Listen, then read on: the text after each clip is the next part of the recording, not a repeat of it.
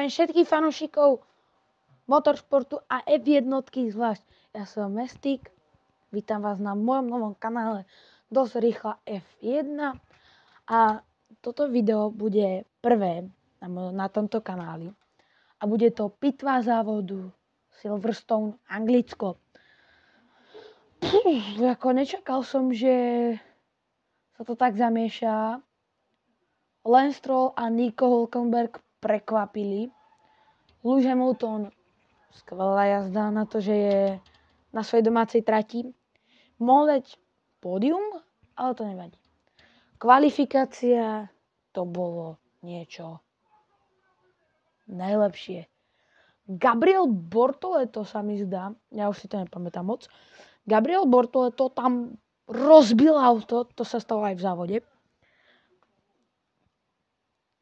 Piastri, Max Verstappen, Autolab, Max Verstappen, Softy, prvý sektor, fialový, druhý sektor, fialový.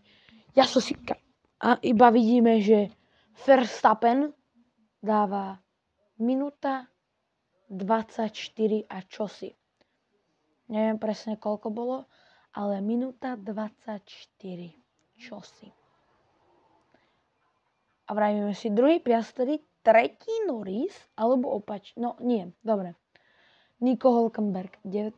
miesto, v závode skončil tretí. Že why? Jak sa tam dostal? Jeho prvé pódium za 273 závodov. Neskutočne, ako fakt. Boli safety kári, bola jedna penalizácia pre McLaren, ktorá ale Red Bull nevyšla. Kto videl závod, ten videl. Samé safety kári, bolo extrémne mokro, ani na tie slíky, možno tak v posledných 5 kolách sa dalo ísť na tie slíky. Boli sa mi zdá, že 3 alebo 4 havárie. To je na závod extrémne veľa. Kebyže pôjdete Formula 2, OK. Kebyže to na Formula 2 neberiem. Ale akože fakt to bolo extrémne veľa. Ja som myslel keď som sa na to díval, že odpadnem skoro.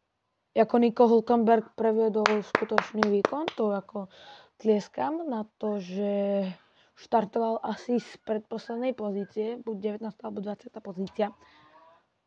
A ja si kámo, tento človek porazil v tomto závode Maxa Verstappena.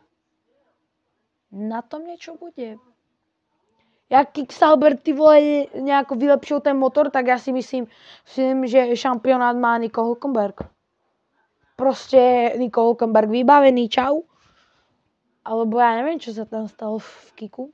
Sauber, teda Audi, alebo neviem, jak sa ten tým volá, ale Sauber. Nazveme to Sauber. Slanina trebárs, Sauber. No takže tam to bolo také. Toto Wolf extrémne naprd stratégia. Využil to na obidvoch jazdcov, kým ho mohol nechať na tých mokrých pneumatikách a Russella mohol dať na slíkoch. Nechápem, prečo to takto nespravil. Bohužiaľ, tak Mercedes vôbec nič. Takisto aj Fred Vasseur, ale to bola iba Charles Leclerc. A prvá vysielačka sa mi zdá, že Oscara Piastriho. Tretí sektor je na slíky moc mokrý. A iba ten Leclerc s tým Russellom. Tak dobre, asi prezujeme. Neprezuli, čož bola chyba. Osudová chyba, že kde si tie gumy fakt nechali. To ako dobre. Ste v závode. Každý je na mokrých pneumatikách. Len vy nahodíte slíky. Úplne zbytočná stratégia pre aj Ferrari, aj Mercedes. Lenže Ferrari tam malo jedného jazdca. Mercedes namočil obidvoch. Sme iba v prvom kole a už neviem, o čom mám hovoriť. Prvé kolo štartujeme Max Verstappen pomalý štart, extrémne pomalý. Nakoniec sa z toho vyrvalo, že do prvej zákruty Max Verstappen je prvý, druhý je Piastri, tretí je Lando. Vyjažďame z šikany a vidíme voz RB Racing, ako sa kotúla do svodidiel. Naráža do svodidiel, tak toto je zjednodušene poviem. Liam Lawson nabúral hneď v prvom kole a tak sa jeho cesta skončila.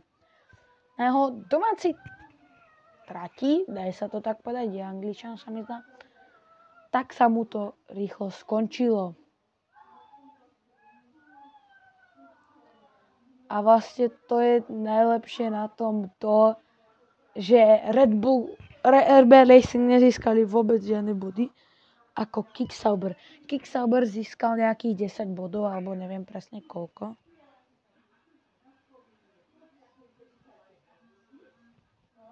Takže ako tam to bolo.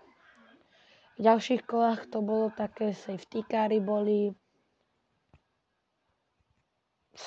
OK, samý safety car. Safety car bolo aspoň 5, alebo neviem koľko, 3 určite. Ja už si ten závod moc nepamätám. Extrémne pršalo. Bolo slnko. V 15. kole, čo hlásili, že mal zase pršať. A sa díval von oko. Ale tu neprší. Tuto u nás na Slovensku sa dívam, neprší. A ja si hovorím, jak to, že tam prší, ale to je klasika Silverstone. Spojené kráľovstvo, pardon. Tam prší stále 24 hodín, 12 mesiacov stále tam prší, je tam fuj tam je. A tak vlastne boli sami safety car, ale v Kanade 2011 ten závod, ty kokos, kebyže sa koná teraz, čo bola Kanada, tak Formula 1 končí. Kanada sa nejedná. Akože teraz tá formula mi príde extrémne tak ako precitlivela. Furt sa každú sekundu sa kontrolujú tie malé súčiastky, ktoré sú v tom voze. Predné krídlo sa kontroluje. Vyletí ti jedna časť predného krídla, box, vymeniame. Bo musíme byť rýchlejší. A to sa mi nepáči na týchto formulách. Extrémne zdĺhavé. 72 kôl nevadí mi. Ale nahadzovať každých 20 kôl nové pneumatiky, tak navrhnite nejaký ten modul, ktorý by, alebo gumy, ktoré proste vydržia, neviem, 27 kôl. Alebo ja neviem, 48. 60, ale to zase správňam. Dajme tomu 30 kôl, kebyže jedné gumy prežili. Samozrejme, jazdci idú aj mimo trať. Takže dajme tomu z tých 30 kôl by bolo nejakých 27,5, čosi niečo. 27, dajme tomu, zaokrúhlime to. A zoberte si 27 kôl z tých 50, to máte na 3 pit stopy.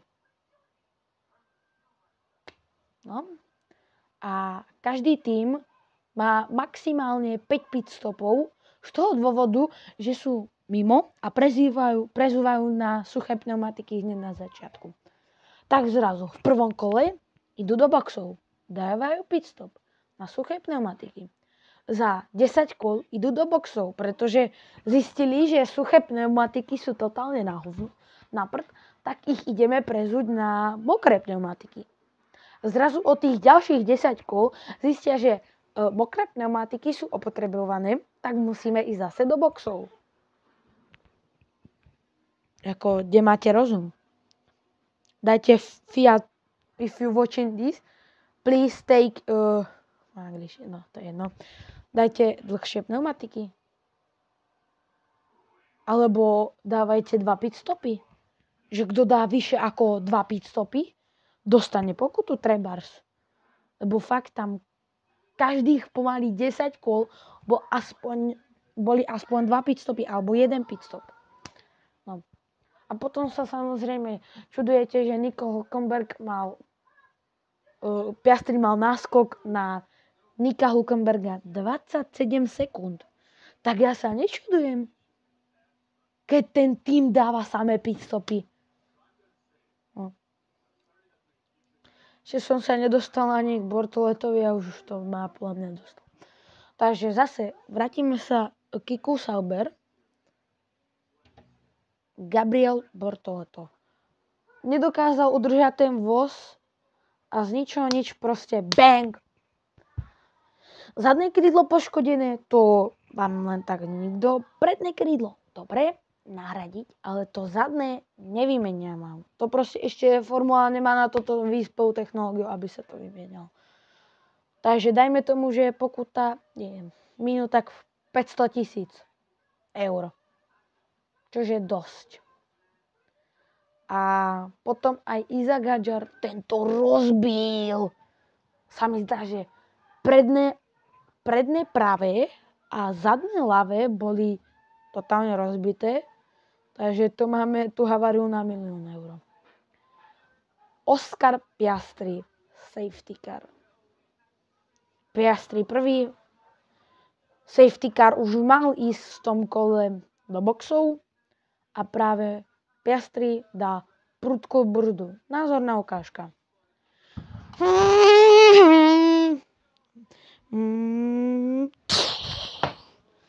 Až mi to padal mobil. Takže taká prudká brzda, že podľa mňa to sa McLaren na Novom Zélande musel prevrátiť robom. Že čo to robí s tú formulu? Že sa normálne prevrátil, takto sa otočil. To čo robí s tým vozom? No. Max Verstappen ho predbehol. Tu bol Piastri, prudká brzda. Verstappen predbehol. A Max Verstappen, prosím pekne, jak išiel do poslednej zákruty, tak dostal hodiny kvôli Piastrimu. A Max bol tak naštvatý, že podal a dostal 10-sekundový trest.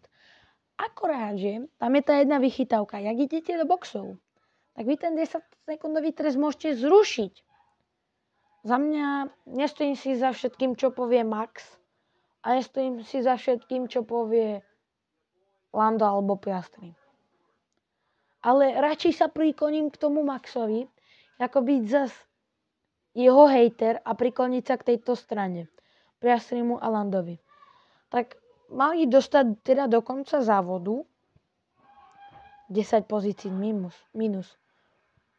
Veď to je extrémne veľa. Veď to je extrémne. Prepadnúť sa na 11. alebo 10. miesto, to je extrémne veľa.